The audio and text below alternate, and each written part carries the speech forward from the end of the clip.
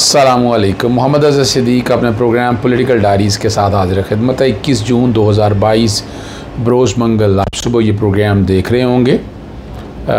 कुछ अदालती ख़बरें मैं आपसे पहले बात कर लूँ, लेकिन असल जो इशू है यहाँ वज़ीर आला सेक्रेटेरिएट में क्या कुछ हो रहा है उस पर बात करूँगा। पहले इस्लामाबाद में यूनियन काउंसिल की तादाद बढ़ाने के बगैर बल्दियाती इंतखाबात के जो शेड्यूल का ऐलान है ना, सिर्फ ख़ास पे समाअत हुई और मुस्लिम लीग नून और PB की मुकामी क़यादत ने इंतखाबी शेड्यूल को जो है ना नोटिफिकेशन को चैलेंज किया। चीफ जस्टिस अतर मिलाना ने समाअत की और यहाँ एडवोकेट जनरल भी पेश हुए। कौन से रूल के तहत इलेक्शन कराया जा रहा है, चीफ जस्टिस साहब के रिमार्क्स थे। जो नोटिफिकेशन वफाकी हुकूमत ने वापस लिया उससे इस्लामाबाद में लोकल गवर्नमेंट इलेक्शन कैसे हो सकते हैं, ये चीफ जस्टिस साहब के रिमार्क्स है। 18 मई 2021 को जो नोटिफिकेशन वापस लिया गया उसके तहत इलेक्शन यानी वो डेट वाइज मैं बताना चाह रहा हूँ, ठीक है ना जी। और इलेक्शन कमीशन बल्दियाती इंतखाब से मुतल्लिक हुकूमती नोटिफिकेशन के तहत वाज़े मौक़िफ़ देने की हिदायत कर दी है। 22 जून तक जो है ना केस मुलतवी हो गया। Advocate general Islamabad Jahangir Jadoon basically Nawaz Sharif के केस लड़ते रहे हैं। आजकल इस्लामाबाद के एडवोकेट जनरल लगा दिए हैं, इलेक्शन में ताख़ीर नहीं चाहते। ये एडवोकेट जनरल कहता है कि आप नई हल्की बंदियाँ करवाना होगी, अदालत का इस्तेसवार नई हल्का बंदियाँ होंगी, ये एडवोकेट जनरल इस्लामाबाद कह रहे हैं। और इस्लामाबाद हाई कोर्ट ने बल्दियाती इंतखाबों से मुताल्लिक़ इलेक्शन का जो ऑर्डीनेंस है उसको कलअदम करार दिया था। अदालत ने पुराने कवानीन के तहत इंतखाबात का फ़ैसला सुनाया था। इलेक्शन कमीशन की तरफ से ये मौक़िफ़ आया। अब यूनियन कौंसिल की तादाद बढ़ाई गई है। इलेक्शन कमीशन ने कहा यूनियन कौंसिल की तादाद ना बढ़ाते तो इलेक्शन के इंतकाद के लिए हमारी तैयारी मुकम्मल थी। इलेक्शन कमीशन इंतखाबी शेड्यूल जारी कर चुका है। हल्का बंदियों के लिए कितना वक्त दरकार होगा ये अदालत की तरफ से इस्तेसवार है। कम से कम 2 माह का वक्त दरकार होगा। हुकाम जो है इलेक्शन कमीशन ने क्या आप 100 यूनियन कौंसिल की हल्का बंदियाँ कर चुके हैं। अदालत का इस्तेसवार 100 यूनियन कौंसिल की जनवरी में हल्का बंदियाँ कर चुका है। सिर्फ एक यूनियन कौंसिल की हल्का बंदी का मसला ही एडवोकेट जनरल इस्लामाबाद के लिए। आप 100 यूनियन का अब यहाँ अब जो बात करवाना चाह रहे हैं कि इसको किसी ना किसी से 50 यूनियन कौंसिल नोटिफिकेशन इंतखाबात करवा रहे हैं। वो यूनियन कौंसिल तो मौजूद ही नहीं है, अदालत का इस्तेसवार है।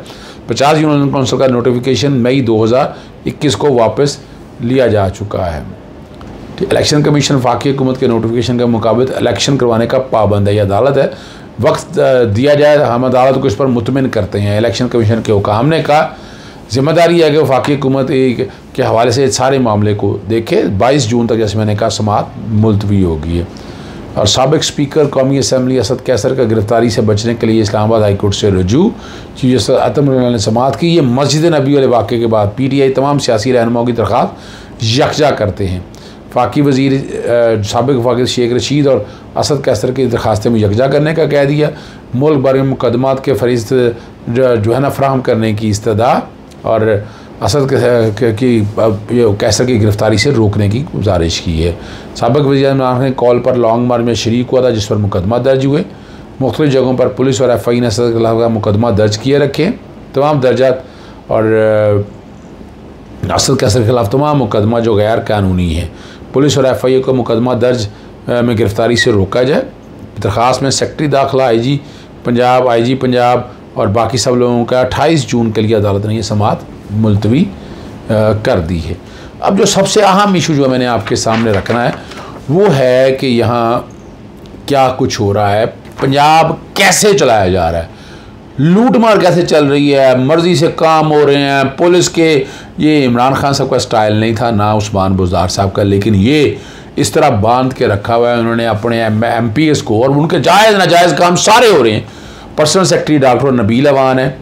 आमिर करीम स्पेशल सेक्रेटरी है जिनका ताल्लुक बुरे वाले से सुना है, वहाँ बहुत बड़े को प्रॉपर्टी डीलर और इसका काम वो करते हैं। और इन सारे मामलात को जो है ना वो बुनियादी तौर पर डॉक्टर आसिफ तुफैल देखते हैं। एडिशनल सेक्रेटरी कोऑर्डिनेशन है।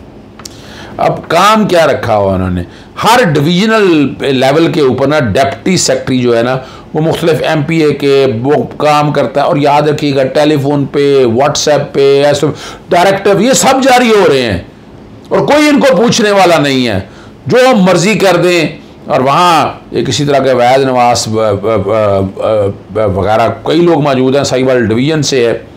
और जहाँ बैठ कर वो तरीका वारदात जो हमारे को समझाने की बात है कि वो क्या कर रहे हैं।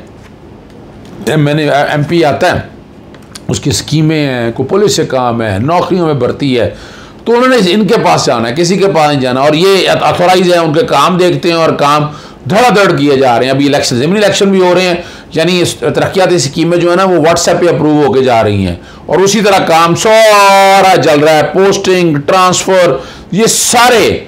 और वैसे कमाल की बात है, अक्सर तो ये पुराने लोग हैं, सेक्शन ऑफिसर भी आज पुराने बैठे हुए हैं।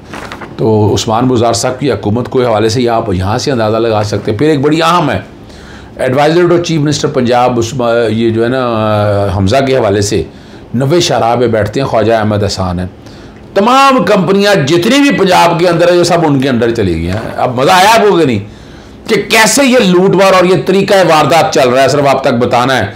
और ये सारे जो है ना डिप्टी सेक्रेटरी टू CM है, ठीक है ना, और आसिफ हुसैन शाह साहब हैं। इसी तरह पॉलिटिकल असिस्टेंट भी हैं, मियाँ मरगूब अहमद है, इब्रार मलिक है, ख्वाजा वसीम है, राबिया फारूकी या कबीर ताज वगैरह हैं। ये वो सारे जो है ना वन वे और दी अदर ये रखे हुए हैं, जो किसी ना किसी तरीके से सारे मामले को देखते हैं।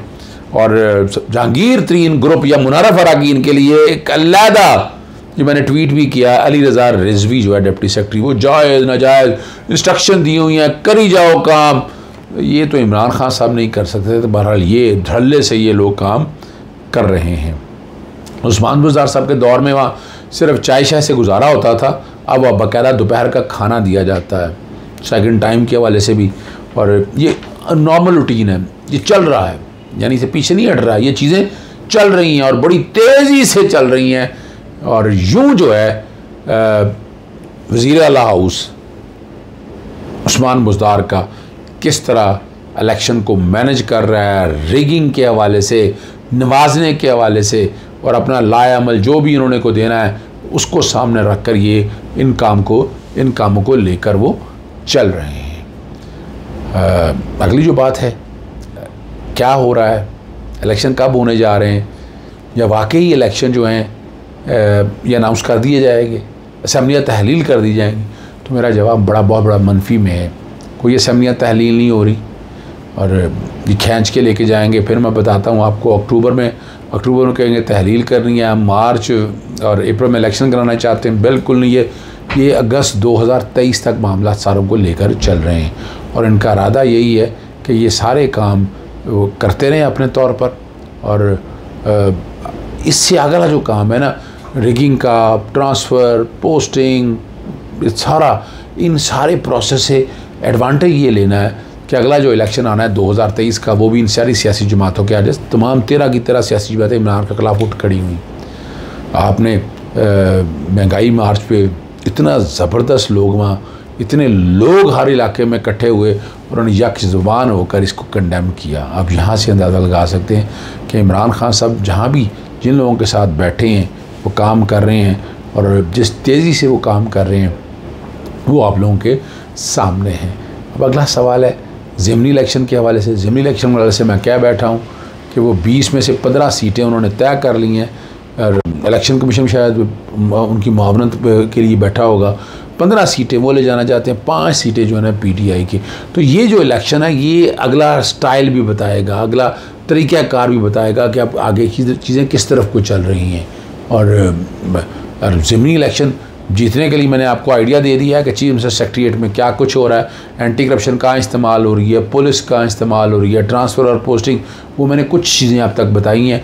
ये नॉर्मल एक रूटीन है, मैं क्या कह रहा हूँ, ये एक नॉर्मल रूटीन है कि ये काम ऐसे करते रहना उन लोगों ने, और उन्होंने पीछे नहीं हटना। ये मैं बता दूँ आपको, इमरान खान साहब को भी इस पावर पॉलिटिक्स में आना पड़ेगा।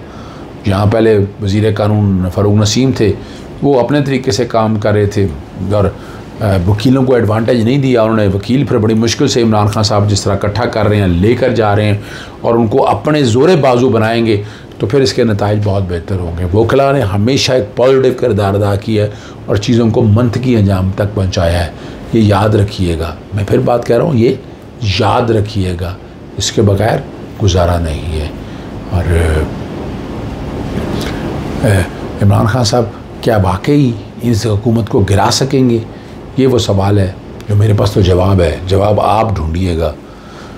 पर नज़र यही आ रहा है कि ये इतना आसान काम नहीं है, ये बहुत मुश्किल होगा, और इस मुश्किल काम को हल करने के लिए जो भी इक़दाम करने पड़ेंगे वो जब आप लाइन पे आकर कहेंगे तो फिर आपको रिज़ल्ट अच्छे मिल सकेंगे। इजाज़त चाहता हूँ। अस्सलाम वालेकुम। अल्लाह हाफ़िज़। पाकिस्तान जिंदाबाद।